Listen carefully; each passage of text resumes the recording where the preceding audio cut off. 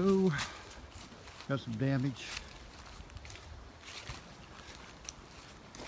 This tree snapped off right here. Fell right across our thing and hit the edge of Joe's camper.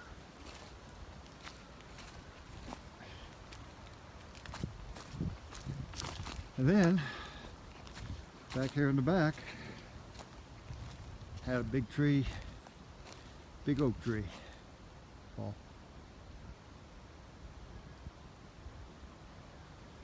No damage to our trailer. There.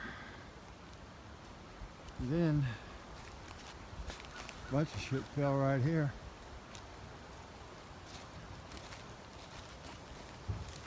Yeah, I got some cleanup to do. Then up here, I had a pine tree snap off from the guy's property next door. Fell on our land. And he'll probably try to say that tree's on our land, but it came off his tree. Anyways, that's the extent of the damage that I saw so far. But I would have never thought that tree would snap. But that's what it is. Alrighty. It's cold out here, and I need to get on with some things. Alright, bye.